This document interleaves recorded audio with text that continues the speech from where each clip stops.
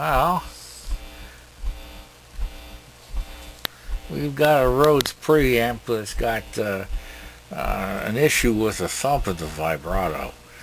And we're looking at a waveform off of the vibrato oscillator at the present time. And part of it's quite square and part of it's not. The leading edge isn't, the trailing edge is.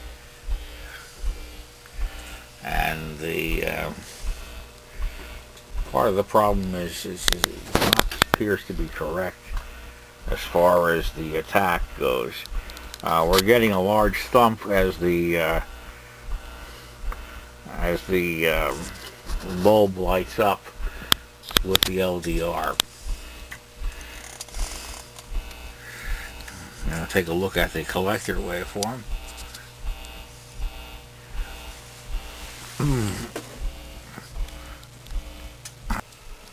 Alrighty, we've got the same Rhodes, and as you can hear, the vibrato is a lot less thumpier right now.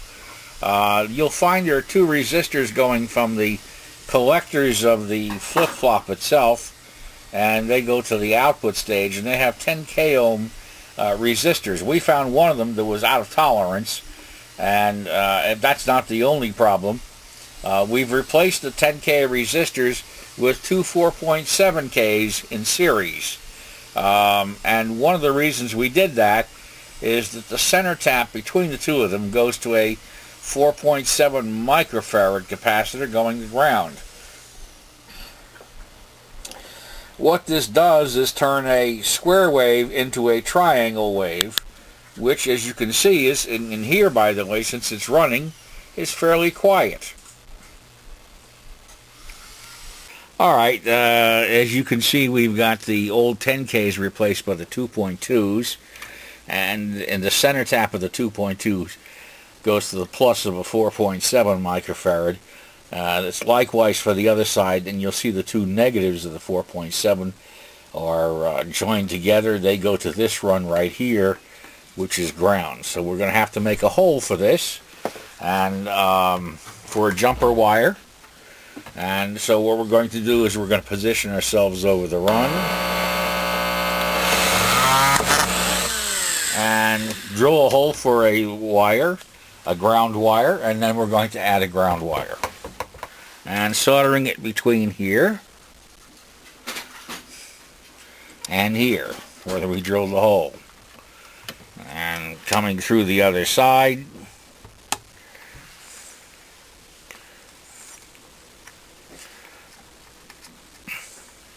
that's the ground. Alright, so the modification is complete.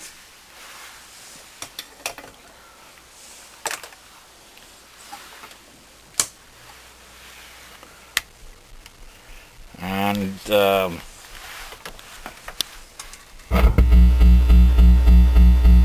as can be heard, the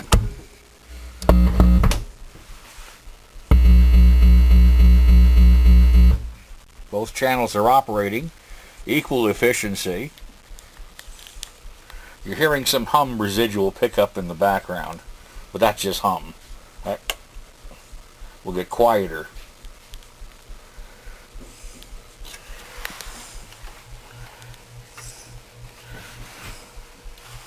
There we go. Alrighty, we've got the flip-flop quiet. Well, we have an additional problem, and when we increase the speed of the vibrato, one channel dies. The one channel is working and the other channel does not. This is not due to the flip-flop. We measured it with the scope. We find it's the output transistor that's driving the bulb, and there's something wrong with it. It's not having any ability to pick up on the signal, and the signal is low when it first comes up.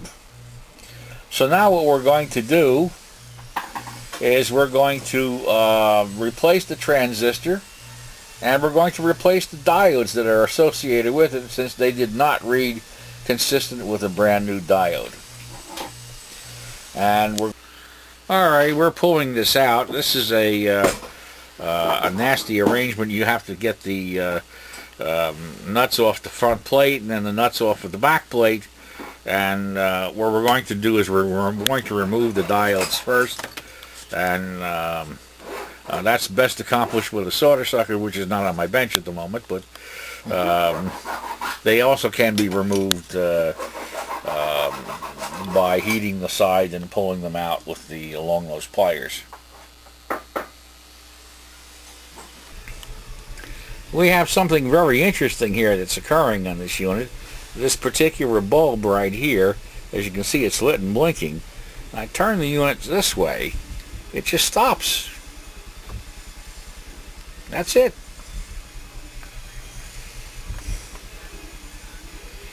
Alright, what we've done is change the base resistor for the 3053.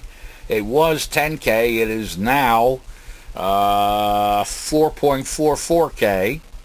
One of the reasons why an NTE replacement may not work in this particular unit is the beta value of the transistor. Since beta IB equals IC, and IC is the load, which is the bulb itself in this particular instance, you'll find that the original resistor of 10K with a low beta transistor will not light the bulb. This can occur if the transistor's been damaged, and also can occur if you put in a replacement whose beta is not high enough.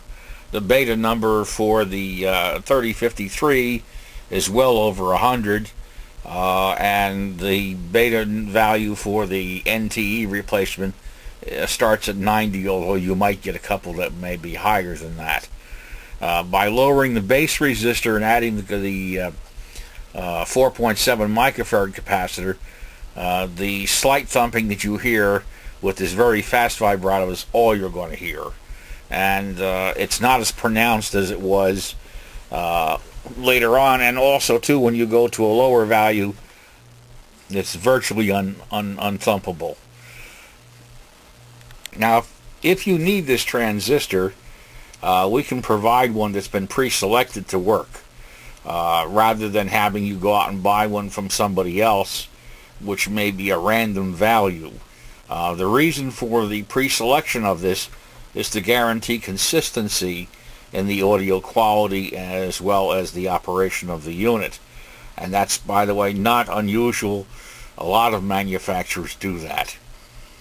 So you can get the transistor from us and it will be pre-selected.